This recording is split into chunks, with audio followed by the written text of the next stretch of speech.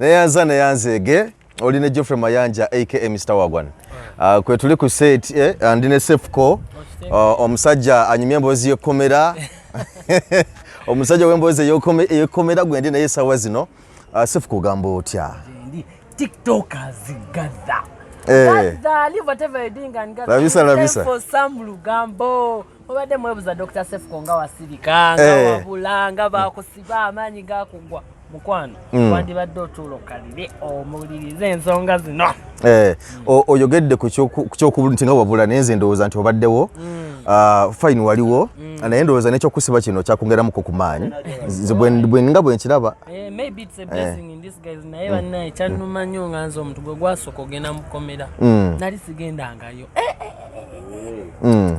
Eri wabi sekwagaliza naye waliwo emboozi gye ntera okuwulira tebansibangako era nsaba Mukama akinsaasire neme kukituukako kyensaba kyokka byemu ku byensaba mu nsi muno. N'olwo emboozi gye mpulira nti bwe bakutuusaayo olwo kye bayita okwebaka akagongo nga teweekyusa. Tebalimba mwebaka akagongo bwemuti woodi emu oyinza okubeeramu abantu nga 5 nga mwebase kagongo mwena muli wansi tewali yadde akafaliso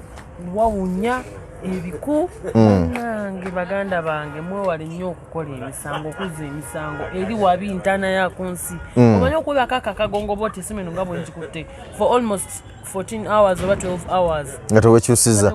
omukono guno ogenda ozuukuka omubiri gwonna za amagumba muno banyigamanyige okutereera nga galimu amabwa nga mpulira sikyatambula na bulungi wabi nnyo. Waliwo kyempulira okukuba chapati bagikubisaako ng'oyingiddeyo. Nanti kati kisinziira bw'ogendayo omanyi buli wantu w'otuuka abantu tulinga zino engalo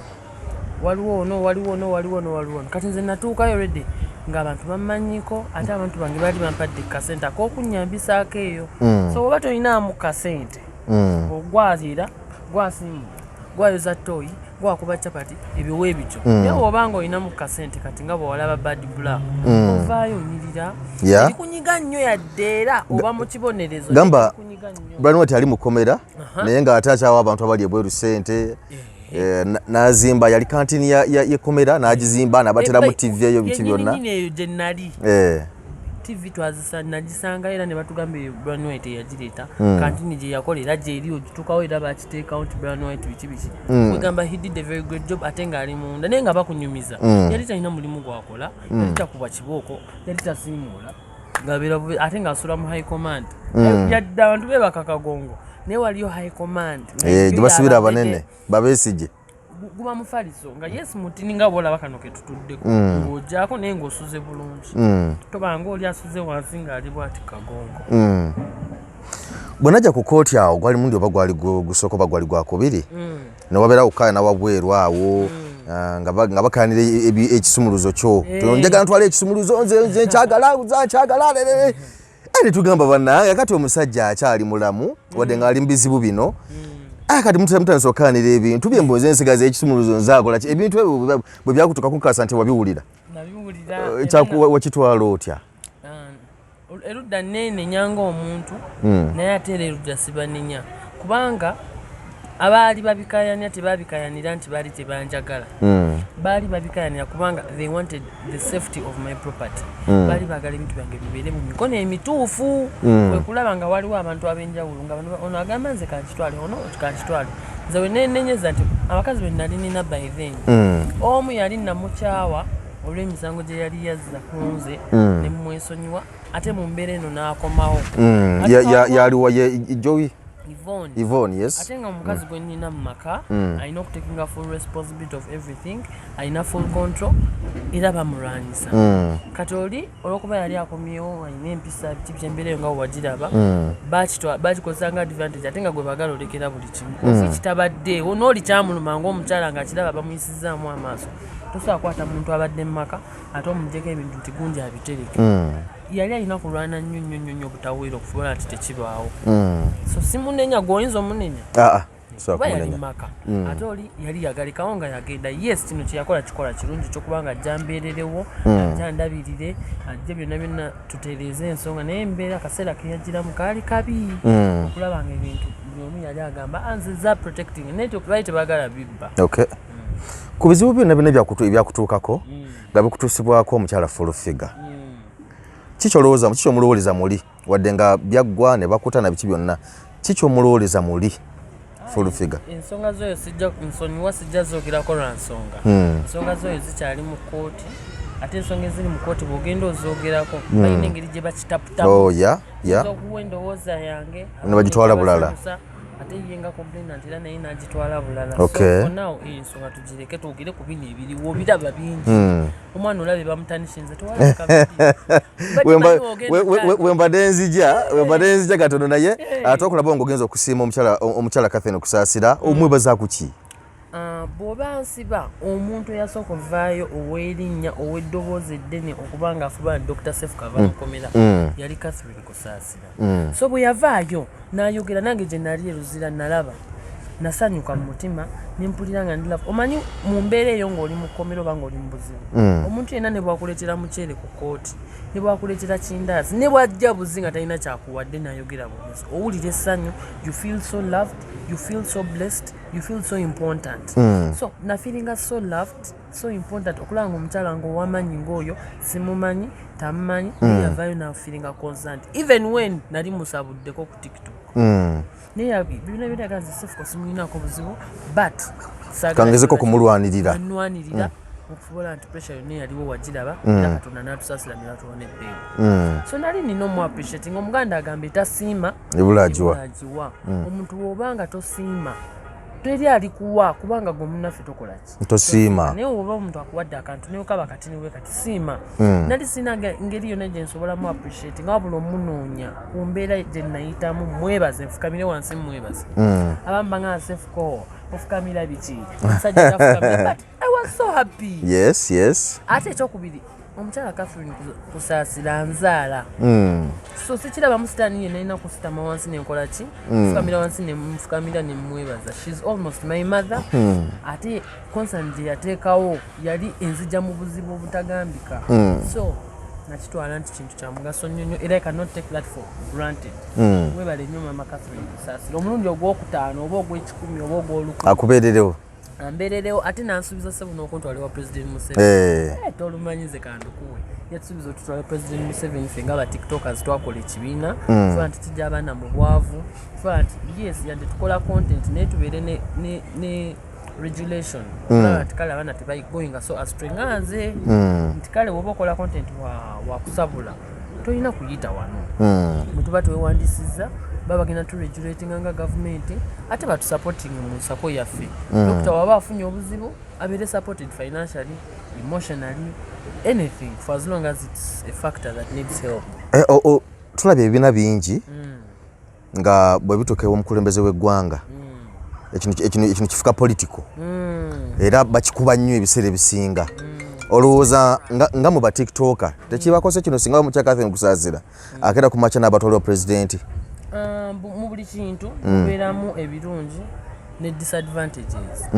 kati eyo disadvantages nti bagenda kitwala nti political organization but njagala okugumya abantu nti eno si political organization we are registered under NGO non-government organization all our affiliations are not about politics era omuntu yenayina avaayo n'agamba nti nze ng'omuntu bwemba mpagira ekibiina that is me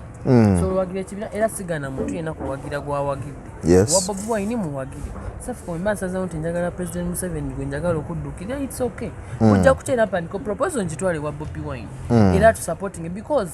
parties ne wezibeerawo we still remain one person we are all Ugandans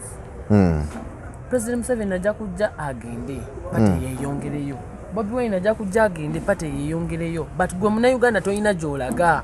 day one ne waligende bulala ne waligenda wa east or west home is the best so fena tuli muntu omu cause gye tulina otunuulira ekibiina kino kiyambe batya abaana bano abali ku TikTok luli recently bisha bamulongoosa ba TikTok abamu bagendayo abamu ne bakolanga ziraivu abamu ne bamuvuma naye ng'embeera gyalimu yeetaaga serious attention kuba baali bamulongoosezza but singa ekibiina kino kyaliwo osanga twandike tawenze for medical bills osanga twandike tawenze for anything kubanga obuyambi obungi obuba bwetaagisa nange bansiba wabiraba ne banoonya ssente ezinzirya ebiki kuba ssente zange zaali mu mmotoka baazibba bagenda okunkwata nga namu milioni 7 bazitwalaamu samanya kuba bwe bankwata motoka bagirikawo ne banvuga paka ku poliisi ne bwekigira ngina okudda ewaka nga ate ne landiroodi yange ebizibu ne bijja nga biri kumukumu but wabawo ekibiina nga kigamba omuntu waffe waba afunye obuzibu kati nga wala ekibiina ky'abayimbi kyebali mu kulwana kuteekawo abamu bakifuula politiko nti bagendekyawuma abamu bakirwanyisa kati beyawuddemu abawogera gavumenti nabo opposition tubagala nnyo okuteeka politics mu nsonga eziri very serious ekyo kintu kibi nnyo era ffe tetugenda kukikola bwe tuba tusazeewo ogenda wa president Museveni tulina right kubanga oli pulezidenti wa ggwanga si pulezidenti wa kibiina nga NRM pulezidenti wa ggwanga alina right ekuyamba alina right emuyamba oba ndi waaki oba ndi waaki era ddembe lye bwe tuba tumukabiridde okutuyamba n'atakola ki n'atabayamba neffe tusaba akole ki abayambe kubanga ensonga eri very serious nkakasa nti basi zino wazirabanga bulabi nga zitwala abasibe nekuyitako awo n'ogamba oba kati abo bazza musango ki omuliro gwo ogwasookera ddala okulinnya baasi eyo wafiiringa otya nafiiringa so small so down nenfiiringa nawuliranga obulamu buwedde neŋŋamba bannange kino ekintu kugamba nafiiringa nga sikkiriza nti yenze it was like a movie abamu by the way bavuddeyo ne ku TikTok ne bagamba Cephco olina abanene mu gavumenti tebasobola kusiba ng'oyinza okuzanyira mu nsonga y'okusiba wamma oyinza okusekera mu nsonga nga bakututte kubanga nze nalabako live yalonde ng'agamba Cephco wa NRM yasibye Cephco wa NRM Frank abaho wa NRM kugamba nga ali mu kutrying okumakinga issue okubanga it's a joke ate ali mu gipoliticizinga tosobola zanyisa muntu nozanyira ku bulamu bwenze ne mama bamuteekayo mama we ne bakuzannya naye ne bamuteekayo nti kyabyabufuzi nti byabufuzi ate ne kooti za wanene Uganda tuziwe ekitiibwa kyamaanyi teziyingira mu byabufuzi ekyo kimanyi ne kooti nawe bwe mugiteekamu katemba neruzira ne muteekamu katemba kugamba abantu bonna babeere basiru so I think ekyo kintu kyali kibi nnyo opinion ye gye yatuwa and I don't agree with that naye nafiiringa so small nafiiringa nga ebintu wala impulira nga sekikkiriza nti yenze ng'olinga lwakkeri naye neŋŋumanga omusajja neŋŋamba musiraamu nzikiriza omanyi pillars of Islam olina okukkiriza ne Katonda kyabakoze eki kyabageze kati bwe nakkiriza nti Allah akigeze naye nkikkiriza nti Allah era nkimanyi nti tasobola kukugerera kibi atagira kibi osobola okuggwa wansi Katonda oluusi ng'alina kyabadde akutaasa eri mu maaso gy'okola gy'obadde olaga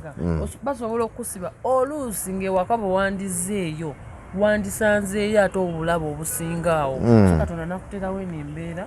nakuteeka mu kifo ekiri seefu osanga ate obuzibu obw'amaanyi bwandintuuseeko nga terina amaanyi so nga ate bw'obeera eri mu custody obeera in safe hands so nze sisobola kaaba sisobola kwekubagiza sisobola kugwamu maanyi nti nagwa ku kisembayo people get problems like serious problems oli nagwa kabenje nga tagenda kuddamu ttambula ne bagasala ate ng'akyali mulamu ng'alina obeerawo paka lwalikola ki Katonda bw'aligera naye nze bw'aba Katonda nga yangezesa nancekingamu okufuula nti ntereeza mu mbeera zange abasuubiza nja kuba ntereeza inshallah embeera ebirengeterera bulungi tubawe olugambo tubawe information tubawe data in a professional manner